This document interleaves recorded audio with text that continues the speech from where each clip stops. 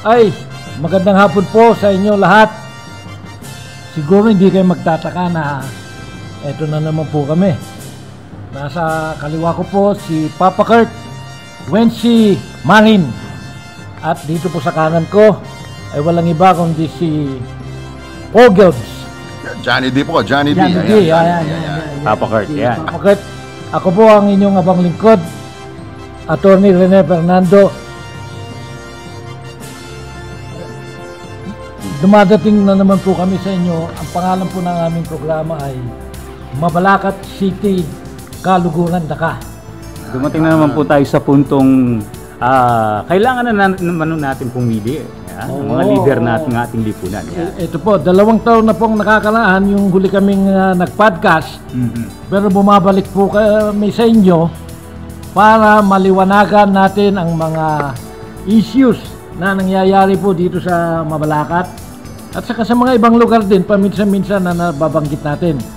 Kaya sa mga nakikinig po, sa mga gustong makinig, at yung mga dating nakikinig, lalo na po yung mga dating fans natin na taga ibang bayan.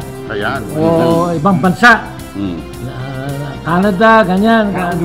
Calgary, Canada. Oo. Ay, hello, nandito naman po uli kami. Sana wag po kayong mag-aksaya ng panahon. Manood po kayo sa amin para malaman ninyo at naintindihan po ninyo kung ano yung mga nangyayari dito sa politika ng Mabalacat City. Ayan. Ang, di ba, ang title natin, Mabalacat City, Kaluguran, Daka. Yeah. Kasi po, lugod po namin ang mga taga Mabalacat. Ganun po kayo ka-importante sa amin. Kaya kami bumabalik-balik. Sabi nga lang, di ba, pagka masarap, binabalik-balikan. Ayan. Siyempre, Para yan ang po gusto mo eh. maibahagi namin sa inyo kung ano man yung pakiramdam namin. At ang importante din po ay pwede kayong mag-text, mag-message sa amin. Pwede kayong magtanong. Huwag tayong magbangayan, huwag tayong mag-insultuhan. Diretsong tanong lang po, sasagutin po namin kung ano yung mga issues na hindi nyo naintindihan o gusto nyong maklaro. Ayan, kasi pag yung tanong, attorney palikuli ko. Yung sagot, palikuli ko din. Ayan. At the same time, ba yun? Ay, ito pong programang ito ay pandagdag kaalaman din sa ating mga di dapat gawin at mga dapat gawin ngayong gaganapin na midterm election. Sa 2025 po yan, yung election natin. saka kayo, baka magalit sa atin. Meron po kaming isang regular host sa mga podcast natin na wala lang po siya ngayon. Ayan. Siya po yung isang pinakamagandang contestant sa balat ng lupa. Ayan. Anong pangalan niya, Wency? Oo, nagbabalik si Dada sa susunod na podcast natin. Sa susunod na podcast po namin. Medyo parang tinatawag na trial run lang ito di ba? Para lang po matesting namin kung paano ang dating at paano nyo kami mapapanood ng maginhawa. Ayan. At mag-comment po kayo. Mag-comment po kayo sa sasagutin po natin yan. Nung Sabado, unahin na natin. Sige. Kasi hindi kami pwede pong maging kandidato dito sa Pilipinas kahit na anong posisyon na hindi ka muna magpapile ng Certificate of Candidacy. Okay. Yan po ang isang requirement o reglamento ng Commission on Election. Kung gusto mong masama yung pangalan mo sa balota, kailangan mag-file ka ng application na tinatawag nating Certificate of Candidacy. Attorney.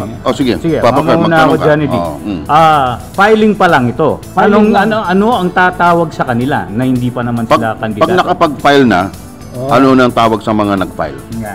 Actually, kung nakapag-file ka na,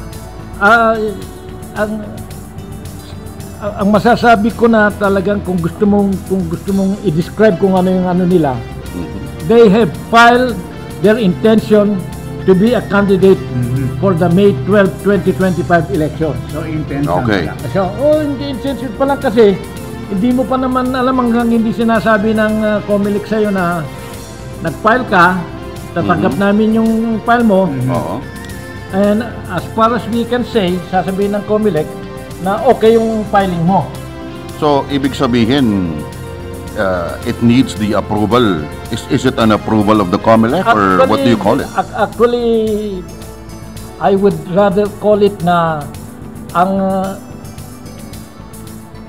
papel o yung role ng COMELEC dito is ministerial kasi hindi naman nila ministerial ang ibig mong sabihin nila tatanggapin nila yung application fee application mo na COC titignan nila kung may diferensya o wala pero hindi sila pwedeng magdesisyon kung ano on their own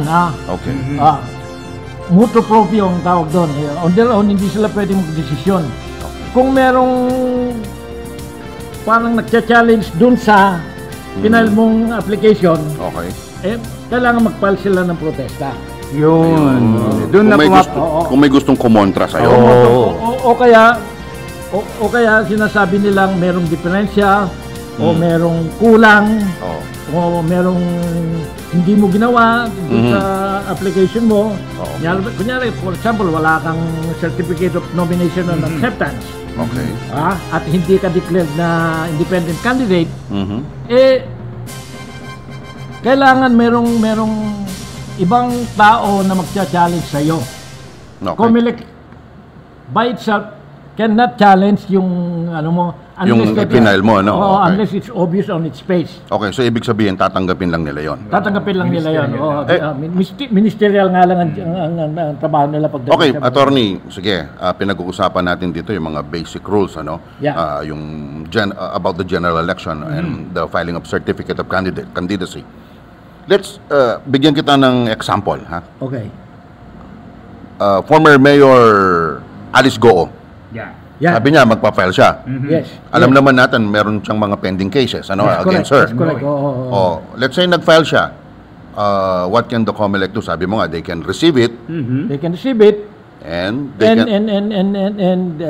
what happens is unless there is a challenge to the contrary, ang COMELEC kasi yung mga nangyayari kay Mayor Alice Goo, not one issue has had a finality finding. Di ba? So in other words, sasabihin nilang hindi Pilipina si Alice Goo, si Mayor Alice Goo. But sinong bahagi ng ating gobyerno ang nagsabing hindi siya Pilipino? Ayun. So wala pang finality 'yon. Wala pang finality 'yon, you know. Even because hindi naman sa haka-haka lang kasi maraming allegations against Alice Goo. Pero hanggang ang isang bahagi ng gobyerno na siyang may kinalaman sa pagdidesisyon kung ano yung final na verdict sa kanya. Verdict o hatol sa kanya. Pwede pa siyang mag-file. Pwede siyang mag-file. So, ang hinihintay ba dito ang desisyon ng Korte Suprema or kung saan korte siya na... Actually, hindi pa umaabot sa ganun kasi ang nangyayari, marami siyang pending charges that will still have to be sorted out or litigated. For example, ang kung hindi ako nagkakamali, yung I don't know kung tama yung natatandaan ko, ang kinancel na yung passport, Filipino passport ni Alice. But yung cancellation na yon is still subject to appeal. Kasi kung kunyari ang nag-decide ay Department of Foreign Affairs, or something like that, kung silang nag-cancel doon, Alice Goo can elevate it to a court of law. So mahaba pa yung proseso? Mahaba pa yung proseso. But I don't know kung si Mayor Alice is going to file because she has until today. Tama. Pero wala pa tayong balita, ano? Wala pa tayong balita. Today is Tuesday, Papa Kurt. Today is Tuesday, October 8. At ang oras po, mga kaibigan, 2:51. So may isang oras pa si Make It. Kulang lang sa isang oras. Bahala na sila sa total lang kung magpa-file siya. Hindi ko alam kung ipapapile niya dahil she's in detention ngayon yung pang isang tanong, attorney. For example, yun nga, si Mayor Alice Goo gusto niyang mag-file. Dapat ba personally siyang mag-file or pwede siyang parang merong representative. Pwedeng yung abogado niya mag-file para sa kanya. Ayun. Pwedeng abogado niya attorney, nakapag-file na. Hindi kahit hindi mo si Mayor Alice. Mayor. Nakapag-file siya pero during the period of time until such time na magkakampanya na, may lumitaw na kaso. O sa totoo lang yung kaso hindi sa gabal kung hindi may final na verdict. Because having a case in itself does not disqualify you. Talaga? Ganun pala. Kunyari, isang kandidato, merong pending na kaso sa kanya. Let's take Mabalacat for example. Sigurado ako, alam niyo na merong mga opisyal dyan na merong pending case ngayon sa ombudsman. As we speak, no? As we speak. Pero hindi sila disqualified kasi hindi pa naman nalilitigate yun eh. Hindi ba, fairness will dictate na hindi mo pa pwedeng gamitin yung isang litigasyon na hindi pa nahahatulan. Kasi that would be unfair to you na kung gagamitin nila yon, that is a denial of due process. Ayun. Okay, let's say, sige, natanggap ng COMELEC at naglabas na ng mga, for example, ng baloto dahil sabi mo nga, wala pa yung kaso, wala pa, tapos, during campaign period, lumabas yung decision. Ang mangyayari dyan kasi ganito ang COMELEC before it will provide a decision or before it will render a decision, ang nangyayari niyan, sasabihan ka muna nila na dinidisqualify ka nila, so you can also challenge yung ruling nila. Ng COMELEC. Ganun po ang batas natin para patas. Maraming rule dyan na hindi naman natin kabisado, pero yung basic niyan, kung walang finality yung decision, hindi mo basta-basta madidisqualify yung isang candidate. Okay, let's say, attorney, yung kaso, sabi mo nga, ombudsman. Ombudsman. Yung nga tinatanong ko, kalagitnaan ng kampanya, biglang naglabas ng desisyon ng ombudsman, merong kaso to, at he will be parang, kung official siya ng gobyerno, suspended siya, matatanggal. Suspendido siya, Does that disqualify him as, or her, for running or being a candidate? No. Okay. So pwede pa rin siya. Because that is still a pending litigation. Appealable Basta ang isang bagay appealable, okay? Appeal pa sila. Pwede silang umapila. They can go to the Court of Appeals, they can go to the Supreme Court. Pwede pa rin siyang mangampanya, patuloy sa pangangampanya. Of course, hindi mo, mahigpit yung batas natin against election interference Hindi mo basta-basta kakasuhan yung isa, I expect na masususpindi siya o madidisqualify siya. Pero kung kunyari maiba tayo ng konti, kung kunyari challenge nila yung qualification mo. Okay. At ang ruling ng COMELEC i-disqualify ka, kailangan mag-a-appeal ka noon. So meron pa siya naman chance man na Of course, meron pa sila. Ganun ang